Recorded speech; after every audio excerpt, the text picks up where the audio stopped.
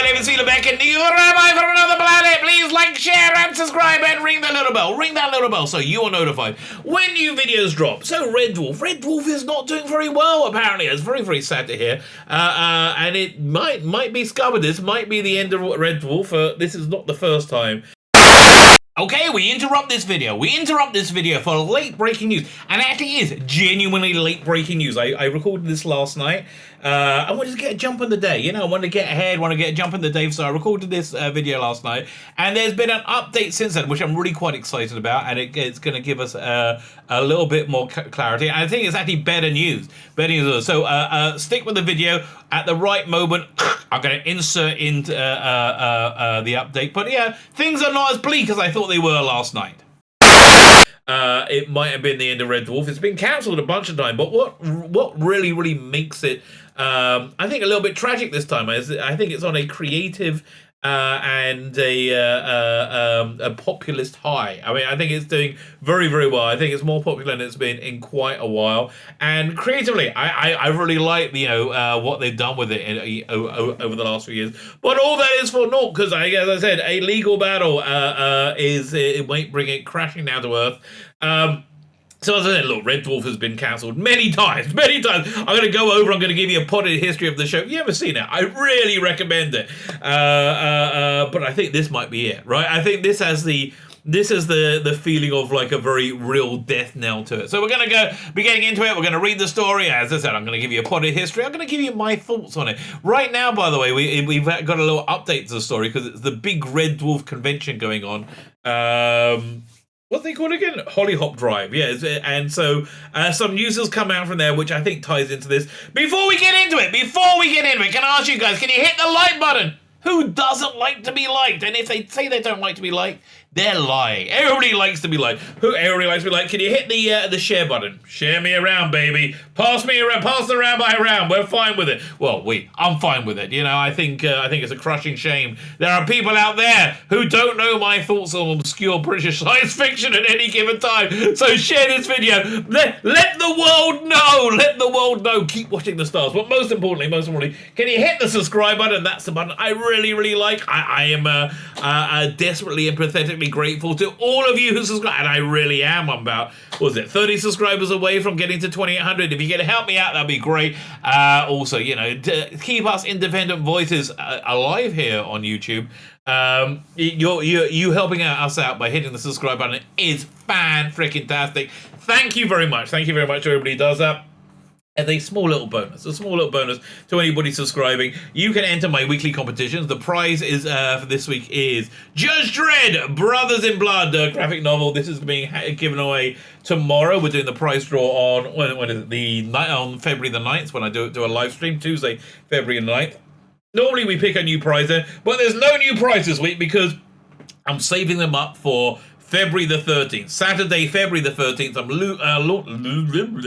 I'm launching my Indiegogo campaign. With these two graphic novels. I really don't want to do like subscriptions or memberships or stuff like that to the channel. I would like to monetize the channel by selling you an item of real value, right? And these graphic novels, crazy idea, I know. So we're doing a ton of giveaways on launch night. Join us. So click the link in the video notes and you'll see, and it'll take you to a email sign-up page to join the email mailing list. You're going to want to do that because, hey, there's some doorbuster bargains that I'm going to be giving the inside scoop to the mailing list first. Also, I'm going to give the mailing list the inside scoop on what prizes there are and how to win them, right? No, I'm not going to give them all the prizes. Plus, anybody signing up gets one of these 4 art cards with any purchase, or they get a 5th Chaser one absolutely for free. So, Saturday, February 13th. Very, very excited. What I'm not very excited for is the end of Red Dwarf, because I like Red Dwarf. So, Red Dwarf, I'm going to give you a quick background for it. It's a show that started, I think, in the mid 80s, right? Mid 80s. There was a bit of a weird cultural shift in comedy in the mid 80s, early to mid 80s, especially on BBC Two, the channel where Red Dwarf came from, which was basically, they gave a bunch of young comedians a chance, and it was just incredibly successful, right? It was called New Wave Comedy. What's it called now? Alternative comedy. That's it. And they're like, well, it's alternative to what? Alternative to funny? But it was just like a younger comedy. So as part of that, this writing duo, Doug Nail and Rob Grant, They broke their teeth writing for a satirical show called Spitting Image, and they came up with this idea of an idea they should never do, a sci-fi sitcom, and amazingly it got made. So the basic premise is you've got this slobby guy, Dave Lister, and he's on a giant mining ship heading back to Earth. No, they're heading away from it. He's on the Jupiter mining vessel ship. He doesn't really want to be there, and he's got a cat with him who is pregnant, but that's not allowed to bring on the ship. So the captain wants him to give the cat up, who's going to then be dissected. Lister says, "No, I'm not doing that," and as his punishment, he has to spend the rest of the time on the voyage in suspended animation, which is actually really good news for him because he doesn't want to be there anyway. What really happened is, you find out in one of the books, he got insanely drunk on his birthday, and he woke up on in Venus or Jupiter, and the only way he could get back to Earth is signing on as a lowly second technician on Red Dwarf. He hates it, and he's happy to be in suspended animation, and he would have been happy. He would have been totally happy with that. Unfortunately, while he was in suspended animation, there was a massive accident filling the ship with radiation, and the ship's computer killing everybody, and sent the ship far, far, far away from Earth. So the story then goes 3 million years later. The radiation has died down, and they let Dave Lister out of suspended animation to keep him sane. He has a hologram of his obnoxious bunkmate Arnold Rimmer. So yeah, this is an interesting thing because this is. When Red Dwarf was first, that first run of it went for like 9 seasons. You will see, without fail, every year after the season aired, Star Trek Next Generation would rip off the plots completely of every episode. They only did 6 episodes a year, but you will see them like translate directly into Star Trek Next Generation. So essentially it's the Odd Couple in space. You had the uptight, preppy guy and the slob having to live together with a spaceshipy kind of feel, right? Also with them is the cat. The cat is the last of a race of beings that evolved from the kittens from Dave Lister's cat. You see how crazily inventive this is? And they were sealed away from the radiation explosion in the hole. They those cats as kittens, those cats as kittens, until they evolved. They evolved into a society, and then they died out because of a religious war, leaving this one last cat as a companion. The ship's computer, Holly, is another one, another character, but basically that was replaced by Crichton, the robot. So again, really fun little series, just clever sci-fi plots. It was written again, created by Doug Naylor and Rob Grant. So what happened, quite weirdly, I think it was at the end of the 6th season, Rob Grant just said, "I'm done. No, not doing this anymore." And Doug Naylor essentially took over Red Dwarf from then, and for the last 20 years, right? Red Dwarf, it was basically nearly cancelled at the end of the 2nd season. It got like a reboot for the 3rd season. It was then by the 8th season moved to BBC One. Moved over from BBC Two to BBC One. It got that popular. And that's what killed it basically. Yeah, and the actors were getting old. They're moving on to different things. Then about 10 years ago, they did a revival. They've been showing reruns of it on this cable channel called Dave, and they've done a few seasons past that, and they're great, right? They're absolutely great. This has been all completely helmed by Doug Naylor.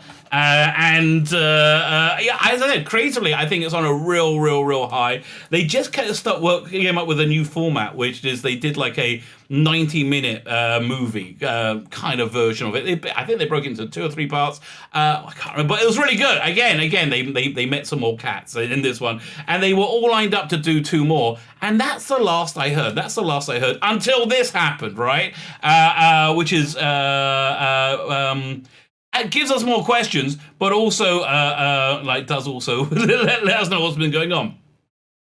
Legal row puts future of Red Dwarf at risk. Fallout between creators Doug Nail and Rob Grant heads for the High Court. So I didn't know they had anything to do with each other. They dissolved their writing partnership 20 years ago. I mean, maybe more, right? So the future of Red Dwarf has been put into jeopardy because of a row between its two creators. Doug Nail and Rob Grant dissolved their partnership in the mid-90s. There you go. With the former continuing to write the show either alone or with other collaborators. So it didn't seem like Doug Naylor was really happy about Rob Grant leaving, and he didn't know why he did. The DVDs and Blu-rays of Red Dwarf are stunning. They're absolutely fantastic. Tons of extras on them and incredible documentaries. I feel like I kind of know Doug Naylor through those documentaries because they're all very, approachable, normal-looking people, right? And so when he talked about it, he says, I have no idea why Rob Grant walked away. If anybody knows, please tell me. That's the last I heard. Again, obviously, I'm not part of his life, like why would I know what's going on? But it just seemed that they went their separate ways. So all this is really, really weird. However, Naylor has launched a high court action against his former best friend and partner, business partner. You've got to be careful when you say partner nowadays. Over the rights to the show. The legal broadside was prompted by his removal. So this is crazy, right? This is right after was it Promised Land, the special aired. So it would be March. So the legal broadside was prompted by his removal from the board of their joint company, Grant Naylor Productions, in March last year. 30 years after they set it up, and about 20 years after, over 20 years after Doug Naylor stopped having it, Rob Grant had any involvement in it, right? So it's really weird. There definitely feels like a coup's going on. In his claim reported in the Daily Mail, Naylor alleges that the company told UK TV that they had retained its all rights to Red Dwarf. Well, it seems normal that they would, wouldn't they? I don't know. I don't know the law at all. At the time, Naylor said he was in talks with the broadcaster about making 2 more special episodes of the sci-fi comedy following the completion of the feature-length The Promised Land, which was, again, loved it. There's some great gags in it. They really did. They were dealing with the race of cats, so they do just goofy, silly things like the doors on the cat spaceship are these cat flaps that they crawl through. Just really silly things like that. It just makes me laugh. I like it. It makes me laugh. So this is everything I heard. They were going to do more. The suggestion is that those talks stalled because of uncertainty over who owns the rights. Apparently, after he was ousted, Grant Naylor. Grant Naylor Productions. Yeah, they got in contact with, I think, Dave or UK TV. I can't remember what the name of the broadcaster is, and said that Doug Naylor has resigned from the head of the board. We still own Red Dwarf. Do you want to do? I'm not sure if they said, do they want to do something with it? The only reason I can see for there being a coup is if they want to. They see an opportunity to take it another direction that will be lucrative to them. And given that it's been on a Creator's Digest for a while, I can see them wanting to do that, right? I can see that kind of backstabbing stuff sort of happen, which is, again, it's just very sad. It's both bizarre and regrettable that Grant Naylor Productions and its shareholders are trying to prevent me from doing so. I don't know. Gray and I said I want to make sure that I get back the rights to allow me to keep making Red Dwarf the show I've been writing for more than 20 years. 100% correctly. It's bizarre and regrettable that Grant Naylor Productions and its shareholders are trying to prevent me from doing that. I'm sure Red Dwarf fans of the much love and the much loved cast would agree. So I've been trying to get a bead from Hollyhop, see what's going down there. And now, indeed, I do have a beat on what's going on. As of the time of making that, I was, looking through Twitter, looking through social media, checking the hashtag, was it Hollyhop 2021 or something like that, to see if any news was coming out. And nothing was coming out at all.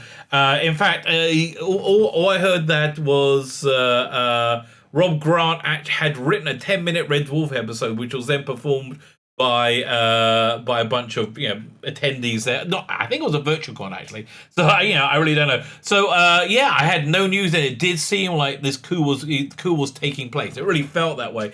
Anyway, just as I was encoding this video, right? Literally, I was rendering it. I checked again, and yes, we actually have some news. So let's open this up and look. This is from Ganymede and Titan, which I assume is a Red Dwarf a fan site. It seems pretty good, right? It's Ganymede.tv. If you like Red Dwarf, go check them out. I'll be looking at them more. Fine. So, objection is the headline. Today was the first day of Hollywood, and despite the presence of Rob Grant and Paul Jackson, two of the three remaining directors of Grant Naylor production, we didn't really expect this week's rather shocking news to be mentioned. Yeah, I actually kind of did. Like, people are going to gossip between yourselves, especially considering the fan club politely requested attendees that it wasn't brought up during the Q&As throughout the day. Yeah, listen, I can understand why they can't answer, really. If it's legal actions going on, nobody can really say anything. However, it was clear from very early on in their appearance they were prepared to commentate on Whitehall alongside the usual cohort, Ed By, and that the pair wanted to address the topic. Interesting. Yeah, honestly, I wish he'd led with this. So they both did, and they both did, and then some. Here's an extract, verbatim of the transcript, what was said, starting with Rob Grant. I haven't read this. I'm fascinated, okay? I'm on the edge of my seat. I've got to address the elephant in the room. Thank you. Really, hello, Nelly. There's been a bit of chat about certain developments. Well, again, you've just been sued by Doug Naylor. That's a bit of a big development. And honestly, we're not going to go into them here. Today, we're here for fun. Okay, that's fair. We're here to meet our pals and talk about the show we all like. Yeah, but again, are you being like, crappy people stabbing somebody in the back who like kept the show alive until this point? I don't feel there's that much fun. That's it. Across the globe, it's all about fun, and it's all about virtual companionship, which is what we're doing here. I really wish I went to this con. I really prefer virtual cons, by the way. I mean, I can not wash and be smelly and drink too much at home. It's really no problem, baby. Having said that, I know a lot of you are distressed, understandably. Me too. I love Red Dwarf. I'm distressed. I've seen the forum about reports about the killing of Red Dwarf, and I can honestly reassure everyone we have no intention of killing Red Dwarf. Well, I don't think he did. I think he had the intention of stealing Red Dwarf for some reason. For what? I'm intrigued. So yeah, no, I don't think you're trying to kill it. It's a mad suggestion. Yeah, why would you? Let me kill this thing that's making me money while I sit around, not doing anything with it, right? Why would you? Who doesn't like free money? I have to tell you. Anyone who's seen these commentaries must know how we feel about the show. Yes, and that's why I was very concerned, because again, the DVDs, the commentaries on it, you just you feel a part of it, right? It's just the camaraderie of it. It's lovely. It really is one of the nicest bits of fandom. I really, really like it.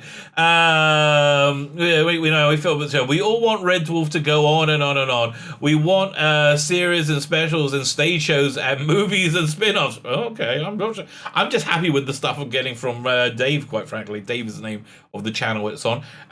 We want Red Dwarf flying out of our butt skis. Yeah, no. Well, I can see why you would want to. You make more money that way. Why wouldn't we? Seriously, we would really love personally to write, and I would really love personally to write something just for the record. So again, do you want to write all of it? That's the question. Just for the record. So don't worry, we all want to see the small Rouge one. Oh, I'm so glad they used that expression. I wasn't sure when I used that in the title. To carry on, even more than you do. Well, yeah, again, you're making money out of it. I can understand. And honestly, let's not clog up the chat line with any more of this nonsense. Well, it does seem like, again, you're stabbing Doug Naylor in the back, right? But then Paul Jackson comes in and says, "Listen, to echo what Rob says, and of course, we want this done. Of course, we want this done. We have been working with him this week. It's been a joy for the first time in 25 years for Rob to work with Rob on a new Red Dwarf script." Yeah, okay, but what's going on with Doug, man? What about Doug? It's only a little cameo. You'll see it tomorrow. I hope you get as much fun out of it as we have already. But there is no way. There's no way that he doesn't love writing and creating situations, dialogue for these characters. Well, you could have been understandably mistaken for thinking that he wasn't into it, given that how he hasn't done it for 20 years. I don't know why. It's just again, you don't know anything unless you see it for yourself, right? Maybe Doug Naylor stabbed him in the back, and that's why he vanished. It wasn't the vibe I got, but maybe, I don't know. So look, we all want it to happen. Talk is cheap. It's legal action. That's quite expensive. And I would just say this: anybody can say that they want it to happen. Of course we can. We've actually already signed up. Just to be very clear, we signed our contract for the next iteration of Red Dwarf. I want to know what that will be. Whatever it may be, new specials or series, whatever. It just seems like they wanted to jump on this thing, right? Anyway, we signed it last year. Everything was negotiated and agreed. We happily signed. Everything was set out. How many, how much, how long. It stipulates very clearly that Doug will be the writer and director and executive producer of such a commission. So that is big news, right? That is a big addition. So what the hell? We're never gonna know. Okay, this is gonna be set behind the scenes. There's something going on, and we're just never gonna. Maybe he's lying. Maybe Doug's lying. Who knows? But we're not gonna know. Okay, who knows? Not us. And we're all delighted and thrilled. And quite honestly, by the time we'd have got. Honestly, we thought by this time we'd have got it going. This is some contract negotiation then, right? And he did the call to action exactly timed to be right before Hollyhop, but for this reason. This is a negotiation ploy. That's what it feels like to me. So we're ready and waiting. There's nothing we could do to stop it if we wanted to, because we signed a contract already. So when they say we want to see it happen, we already signed the contract. So come on, boys, let's get together and start and get something commissioned. Interesting. Okay, really. So this goes on for quite a while. Tell you, time does beat you across the face. Okay, look at these. They are not looking good. The pair both excited, saying, "Yay, more Red Dwarf!" And there was much rejoicing. So what to make of this? Clearly, okay, fine, you got me. I'm sticking with your analysis so far, because you seem to know more than me. So what to make of this? Clearly there are elements of these speeches that contradict what was reported in the Daily Mail, but we always knew we were only getting half the story. That's true, at most. It's not for us to speculate. Well, that's what I'm doing. It's maybe not for you. I'm speculating. Why not? Not for us to speculate about who's right and who's wrong. It sounds like contract negotiation. As we simply have no idea where the truth lies. I agree with you. Although I suspect it's somewhere in the middle. I agree with you there. I like this website, Academy.tv. If you're interested in Red Dwarf, go check them out. Okay, well-written article as well. Good stuff. The impression you get from Paul is that there's every chance that these legal hurdles can be cleared, and closing lines sound like rallying cry for all parties. Okay, interesting. He certainly seems clear that he and Rob are more than happy for Doug to continue to make new Red Dwarf. Even goes as far as signing contract indicating to us if that happened. That's what they said. To clarify, as some of the initial second-hand reports from the convention have led to confusion, he's not saying that a new series or special has been greenlit. More that there's a contracts are signed if they do get it greenlit, right? But many permissions have been granted by Grant Naylor Productions for a commission to be sought, as I understand it. So what happened? We had Doug Naylor removed from the head of the board. It's definitely a much more positive picture than it was painted the other day. Yes, and I think a negative picture was printed my guess, that benefits Doug Naylor, and that's probably why the negative picture was painted. Sad. Look, real life stuff. Real life stuff happens. Yes, there's currently a problem. Yes, seemingly an legal issue. Yes, it's still deeply unpleasant that it's come to this. But now it doesn't seem insurmountable. It didn't seem insurmountable before. I just like, what's going on? There's always been problems with new Red Dwarf getting made. Yeah, it's true. We said that the other day. It's never been effing easy. Okay, is it? But it always seems to come good in the end. You know what? You're right. And I just that there's that Red Dwarf spirit. You know, I think that pushed it forward. It's just a cheerful, happy little show. It really is.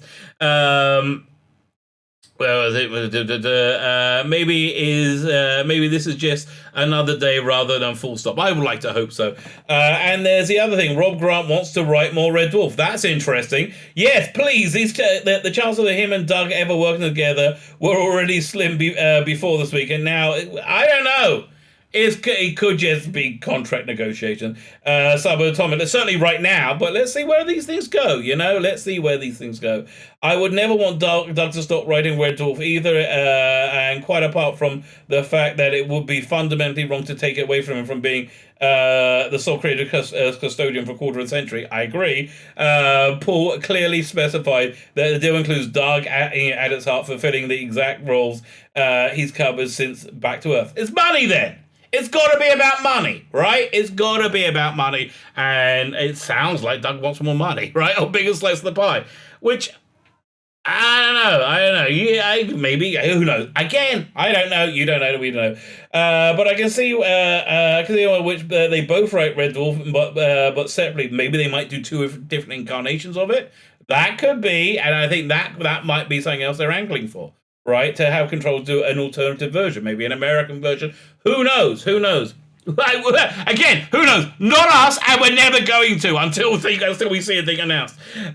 Some of these people have suggested we could split. They could split writing, reducing, taking 3 episodes each, but that doesn't seem tenable to me. Instead, how about Doug continues with TV? Red Dwarf producing more specials every year or two, and Rob covers other things that he tantalizingly mentioned: spin-offs, novels, audio plays. I can see that. Again, I can see them wanting to be 2 strands of Red Dwarf. Maybe it's but they had to remove him, right? So maybe they want to do something. They had to remove Doug Grant, so maybe they wanted to do something they didn't want to. I don't know. An expanded Red Dwarf universe, which the only thing I'm worried about is diluting the quality. The quality has been very good because there's been a very few people involved, and after Rob Grant left, those couple of seasons they did suffer. They really suffered a lot from the lack of him, right? Which is pretty sad. But everything bounces back. And with the show creators at the helm, what could end up with Doug Dwarf and Rob Dwarf? Pinch me. Well, they did that with the books as well, right? That the books also again. And how can I plug Red Dwarf anymore? The books are very good, but they did like the first or second books together, and then they went in 2 different directions, right? You had the third, I think it was like the second or third book was Rob Grant, and then you had an alternative second or third book, third book by Doug Naylor, right? I think that's what happened. You're dealing with my my shaky memory. So there you go. Not quite as dire as he thought. Maybe it's not so cold outside. There's no kind of atmosphere. Well, no, maybe we're not all alone. What's that? All alone drinking mango juice. I don't know, goldfish balls. Sun. You know the song. Anyway, there you go. My name's Ian Beck and the Rabbi from another planet. Please like, share, and subscribe, and have yourselves a fantastic day. Yeah.